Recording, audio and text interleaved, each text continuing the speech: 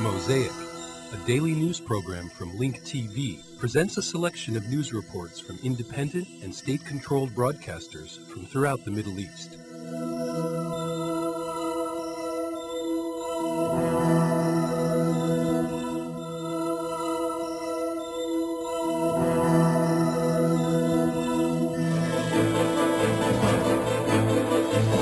Security forces are on high alert today for fear of reprisal attacks following yesterday's IDF raid on a Jericho prison in which the murderers of Minister Ramady Ze'evi were captured.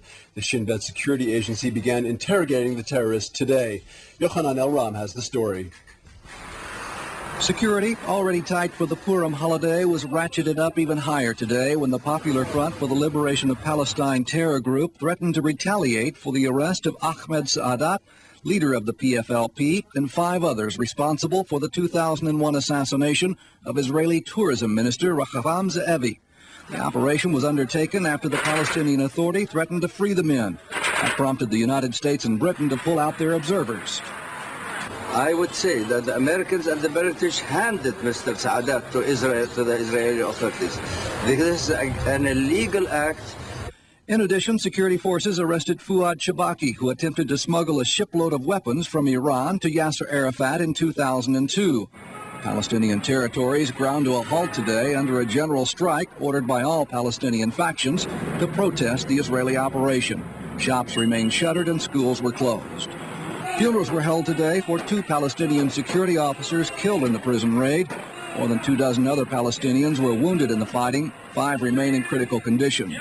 The Palestinian Authority condemned the Israeli operation and said it jeopardized the current calm.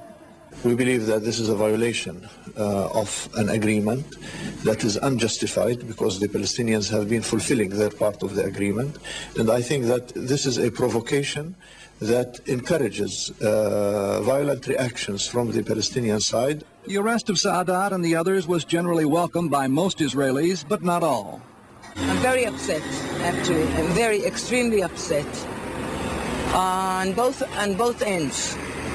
On the one hand, it's the Palestinians didn't stick to the agreements, and for the Israelis on just jumping in and being very violent about it.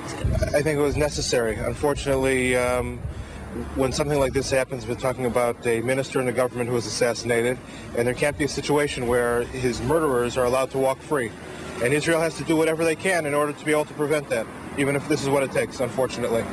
In reaction to the raid, Palestinian terror groups in Gaza kidnapped 10 foreigners, the last of which were freed today.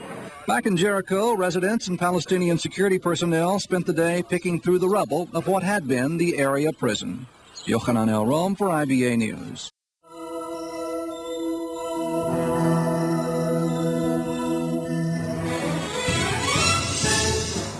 Thousands of Palestinians took to the streets of the West Bank after the Secretary General of the Popular Front for the Liberation of Palestine, Ahmed Saadat, was arrested by Israel. The Israeli raid on the Jericho prison has stirred Arab and international condemnation.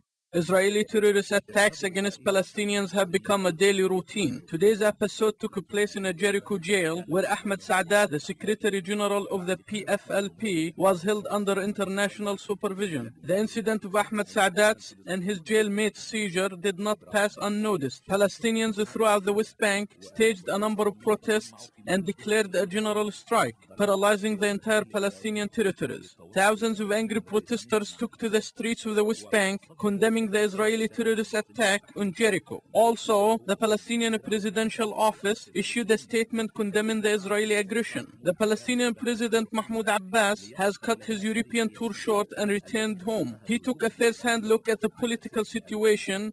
We will not forgive Israel for this aggression. It is an insult to the Palestinian people, and it is a blatant violation to all agreements between Israel and the Palestinians. I admit that the international monitoring team has advised us a week ago that it intended to leave its post in Jericho, but it did not specify a date for its withdrawal. I admit that the international monitoring team had advised us a week ago that it intended to leave its post in Jericho, but it did not specify a date for its withdrawal. Our brother Saib Erikat suggested that we should transfer the 6 detainees to our compound in Ramallah while keeping them under our supervision. However, the international team did not reply.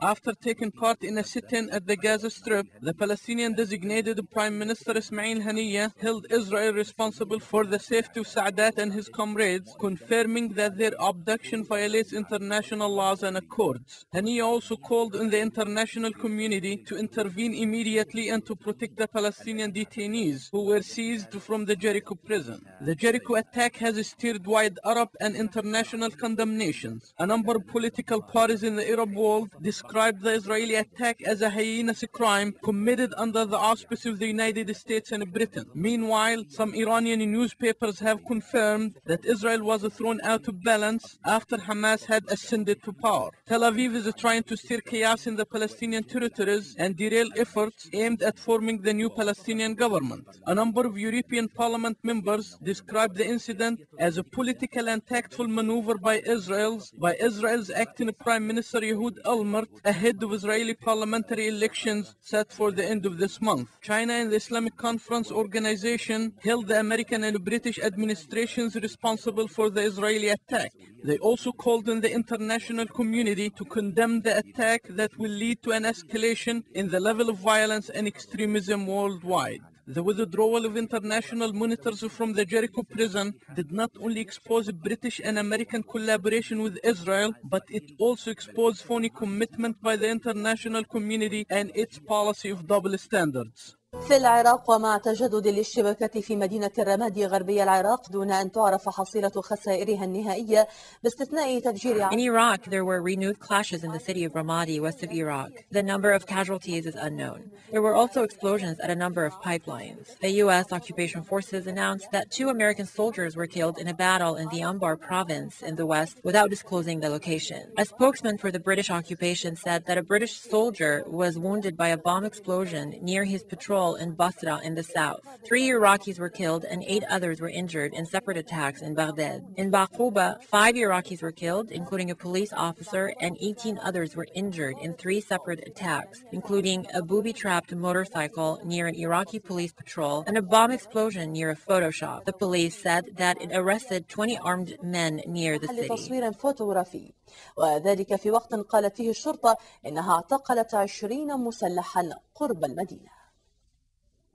من ناحية أخرى تضاربت التصريحات حول أسباب مقتل Contradictory statements were made about the killing of 11 unarmed Iraqis from one family, most of whom were women and children in the area of Ishaqi, north of Baghdad. The United States occupation forces said that using land and air missiles, they killed armed men, 2 women and a child, during what they described as clashes between them and armed men in military operation against extremists linked to Al-Qaeda. The Iraqi police said that 11 Iraqis were killed in an operation that exploded their home. In contrast, the head of the Ishaqi town council said that the victims included a child aged 6 months and 4 children no older than 11 years old. He said that the United States forces executed them outside their homes after handcuffing them. He also added that the United States helicopters bombed the home of the family after carrying out the execution, destroying the house completely. At the same time, General John Abizaid, the commander of the United States forces in Iraq, said that the United States may have to keep a military presence for a long time in Iraq in order to protect the flow of oil, without excluding the possibility that the United States forces may remain there permanently or even the possibility of a civil war.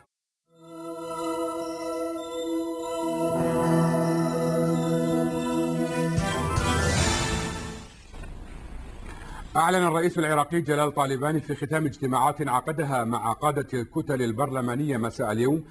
The Iraqi President Jalal Taalibani announced at the conclusion of his meeting with parliament members that the National Unity Government will be formed at the end of March so that Iraq becomes safe and free of terrorism. Meanwhile, the Iraqi stage witnessed isolated attacks that killed and injured dozens of Iraqis. The ousted Iraqi President Saddam Hussein described the court trying him and 7 of his aides as a comedy before the court announced that it will postpone his trial to April 5th. تأجيل جلساتها إلى 5 من شهر أبريل المقبل.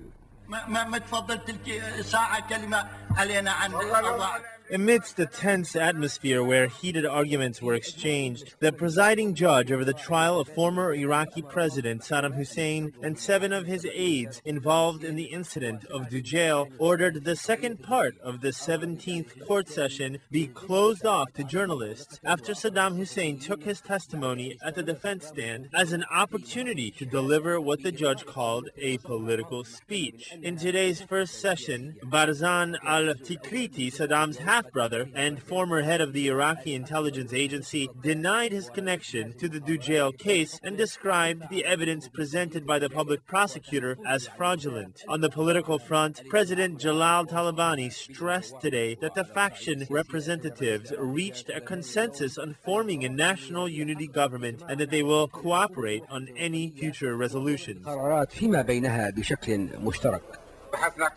We discussed several important issues. We listened to the report of the committee responsible for forming the new government. There is a consensus on forming a national unity government. There is also consensus on future cooperation when making any decision. So there is mutual agreement on many points.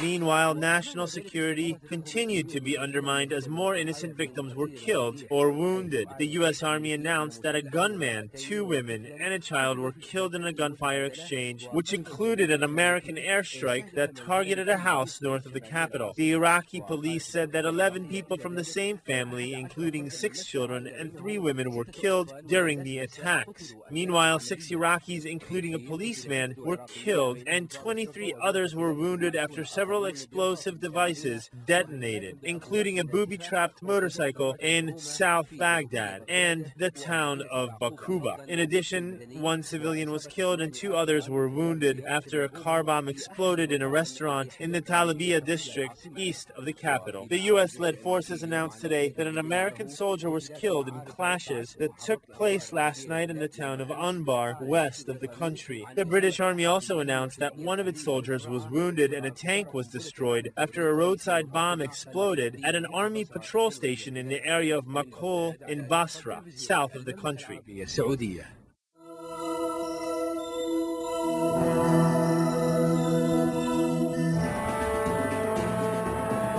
استشهد 11 مدنيا إثر انفجار سيارة مفخخة بمدينة الفلوجة. 11 civilians were killed by a booby-trapped car in the city of Fallujah, west of Baghdad. The explosion damaged a number of nearby cars. Security forces cordoned off the site of the incident and prohibited people from entering. A civilian was martyred and 2 others were injured by a roadside bomb on a road near Yarmouk, west of Baghdad. ازدادت في الآونة الأخيرة العمليات الإرهابية في محاولة لإفشال الجهود الرامية لتشكيل حكومة وحدة وطنية تضم كل أطياف الشعب العراقي. وغالبا ما تعلن وسائل الإعلام العربية In recent days, the terrorist acts have increased in an attempt to foil efforts to form a national unity government that includes all sectors of Iraqi society. Most Arab media reports that these explosions are targeting military sites, but this is not true. Most of those who are being targeted are unarmed civilians. In one terrorist attack, the Iraqi police confirmed that a civilian was martyred and 2 others were wounded after a roadside bomb exploded in the area of Iskandaria, about 5 kilometers south of Baghdad. 2 other civilians were martyred and 2 others were wounded by a roadside bomb planted in the southwest of the city of Samarra. The Iraqi police said that the imam of a mosque was martyred and 2 others were wounded when a booby-trapped car exploded in front of a mosque in the center of the city of Samarra. 2 other explosive devices went off in the middle of the city of Tikrit, martyring 1 policeman and wounding 4 others. Meanwhile, the U.S. forces announced that fire erupted in an American tank when a roadside bomb exploded on a street east of Baghdad. The people inside the tank were not injured. 1 U.S. Marine, 2 Iraqi soldiers, and 3 civilians from a single family were killed. Furthermore, during a raid in the capital of Baghdad, members of the 6th Division of the Iraqi Army arrested 5 terrorists who were suspected of carrying out a number of acts. Soldiers from the 3rd Brigades arrested 3 terrorists in the area of New Baghdad. Weapon caches and explosive materials were found in their homes. These latest acts of terror come in an attempt to shake the security and stability of the country as political parties try to form a national unity government, according to the election results. Observers say that terrorist groups are trying to flex their muscles at this important period in Iraq's history, while Iraqi officials are trying to improve the lives of Iraqi citizens and build a better future. راغبون إلى أن الجماعات الإرهابية تحاول إظهار قوتها في مرحلة مهمة من تاريخ العراق لإفساح المجال أمام قوى الشر للعيش بالعراق ومستقبله وبقدراته. A Moroccan lower court in Rabat has postponed indefinitely the case of Nadia Yassin, an unofficial spokeswoman of the outlaw Islamic Goodwill and Justice Group, and the daughter of Sheikh Abed al-Salam Yassin, who is the head of the group. Ms. Yassin was indicted on libel and slander charges in light of a statement that she had issued to the New Weekly newspaper back in January 2006. In an interview with the newspaper, she had confirmed that she would personally prefer a Republican regime to replace the tyrant monarchy regime in Morocco. It has been reported that journalist Abed al-Aziz Koukas, the newspaper's editor, is also standing trial in the same case. Heavy security presence near and around the compound of the Moroccan lower court in Rabat has not stopped supporters of the Islamic Goodwill and Justice Group from coming out in large numbers to show solidarity with Nadia Yassin. Nadia, whose father is the head of the outlaw Islamic group, is standing trial for slander and libel against a high authority. In an interview to the New Weekly newspaper, she confirmed that she personally preferred a Republican regime over a royal regime in Morocco. Amidst a state of chaos and rowdiness, the lower court held its second session, which lasted for 1 hour. The defense attorney's office accused the judge of violating its client's civil rights and the integrity of the court. After an hour of deliberation, the court adjourned and the case was postponed indefinitely. تأجيل المحاكمة إلى أجل غير مسمى هو تكرير لنفس ما وقع في الجلسة السابقة. طبعا من الناحية This is the second time the court has postponed the case indefinitely. What the court did in this regard was accurate from a legal standpoint. We hope that the court proceedings will also be accurate and based on material and legal fact. We expect the court will be fair if it is not manipulated. ونترقب أن تكون المحاكمة محاكمة عادلة إذا أريد. Nadia, an Islamic activist, is facing a jail sentence of 3 to 5 years. She has criticized the Moroccan royal regime for lacking clear visibility in running the country's affairs and having a contradictory policy and for violating the law. She has also criticized the political and social conditions in Morocco, describing the situation as being fragile. Meanwhile, the Islamic Goodwill and Justice Group has criticized the government for putting Nadia on trial. The Islamic Party also confirmed that the case has put the government in an embarrassing position, especially in the eyes of civil rights organizations and the international community. I believe that the government is in an awkward position and it is looking for a way out. The case will be postponed and again postponed indefinitely. Time will tell how this case is going to end.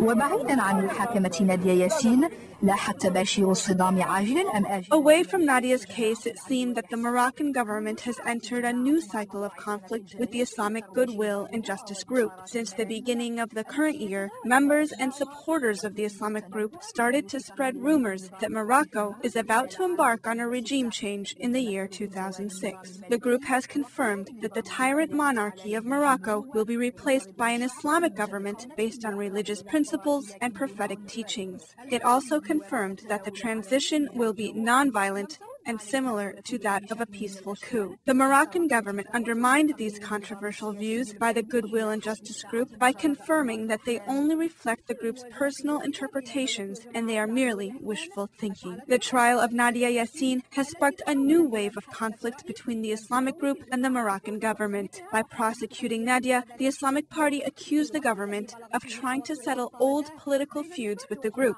The outlaw Islamic group has announced that the year 2006 will be an exceptional period that will bring with it a regime change in Morocco.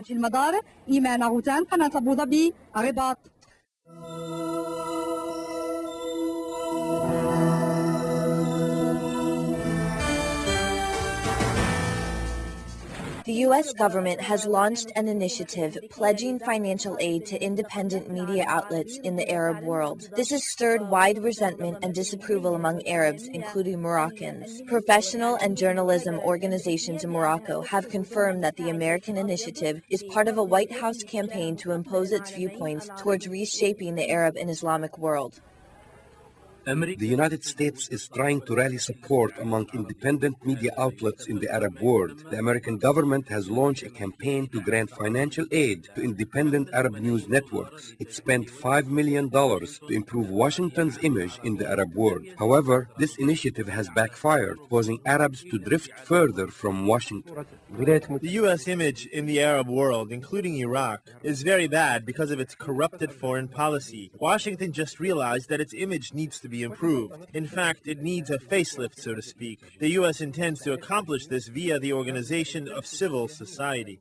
Mass media agencies and organizations, including the Arab Journalists Union, have called on independent media outlets to reject the Bush's administration initiative. However, these calls might not get answered by some independent news networks, especially those that are going through financial crises. A number of independent news agencies witnessed a decline in their circulation due to the lack of advertisements and public announcements, and others were fined thousands of dollars due to legal actions taken against them. If Washington was sincere about helping democracy and freedom of expression in the Arab world, it should apply pressure on Arab governments to allow free, uncensored, and transparent press. This is the best support we could get if the U.S. was sincere about spreading democracy. And between sincerity and dishonesty, there is a thin line. Journalists and professional organizations called on independent media outlets to reject U.S. financial packages, which are poisonous and malicious. We hope that journalism and professional agencies will be receptive to our calls and that they don't fall into this Western trap. So far, they are cooperative. To the best of my knowledge, U.S. government officials started to push this initiative again, especially in the field of journalism. Despite financial hardship, many independent media outlets have resisted Washington's temptation so far. The United States launched a campaign to improve its image in the Arab world. It promised to pledge financial aid to Arab governments, independent news media outlets, and non-governmental organizations. In return, it wants to be portrayed positively in the Arab world. Hello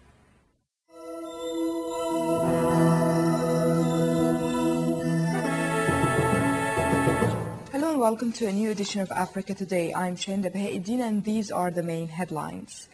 AU extends Darfur mission to September the 30th. And global campaign cuts measles deaths by half. The African Union extended its mission in Darfur until September the 30th to buy time to break an impasse over the transfer of peacekeeping duties in Sudan's vast west to UN forces. The AU communique noted that Sudan was prepared to accept deployment of a UN operation after and as part of the conclusion of a peace agreement emerging from talks between Darfur rebels and the government in Abuja, Nigeria. But the statement fell short of what some UN diplomats wanted by reiterating previous positions that the African Union accepted in principle a handover to the United Nations. Still, UN Secretary General Kofi Annan said he expected Sudan to accept a UN force as it did in the southern part of the country where the United Nations has some 7,000 peacekeepers. The Pan-African group was under intense international pressure to turn over Darfur peacekeeping to the United Nations, but Sudan said any such action would spell the end of the AU-mediated peace talks in Abuja. AU Commission Chairman Alpha Omar Konari said extending the AU mandate to September the 30th would give the organization time to persuade Sudan to accept a UN presence. Legal experts from Ethiopia and Eritrea hold a two-day meeting with international mediators in London. The meetings are set to demarcating the border between the two Horn to Africa countries. Ethiopia and Eritrea agreed to demarcate the border after a 1998-2000 war in which about 70,000 people were killed and abide by the ruling of an independent boundary commission in 2002. Ethiopia has said in the past it wants to discuss the ruling before marking the border out, while Eritrea has insisted on strict implementation before dialogue. An Ethiopian embassy spokeswoman in London said the talks had begun on Friday and could carry on Saturday, but she gave no details on progress. Tensions have risen since Eritrea introduced a series of restrictions on UN peacekeepers, including a ban on helicopter flights that have hampered the United Nations' ability to monitor the 1,000 kilometers border. Eritrea has repeatedly expressed frustration that the international community has not done enough to make Ethiopia comply with the ruling. In January, UN Secretary General Kofi Annan said Eritrea's restrictions on UN peacekeepers had made their mission increasingly untenable. The current UN mission in Ethiopia and Eritrea mandate is due to expire on March the 15th. South Africa's former Deputy President Jacob Zuma said he would emerge from his trial on rape charges with popularity intact, hinting he still regards himself as a candidate for the country's top job. Zuma said his widespread support in the ruling African National Congress, the ANC, represented a backlash against the abuse of authority by some parts of the government now led by President Thabo Mbeki. Zuma's rape trial began this week with his accuser, a 31-year-old woman and longtime family friend, alleging in court that the 63-year-old politician had sex with her against her will in a November encounter at the Johannesburg home. The rape case followed corruption charges that were laid against Zuma last year after a scandal that saw Mbeki fire him as deputy president.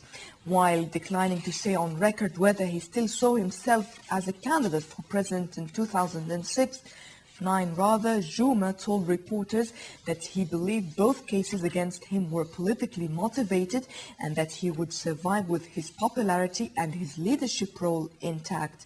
Zuma's popularity has been on display during his rape trial, while with thousands of chanting protesters gathering outside the Johannesburg courthouse to show their support.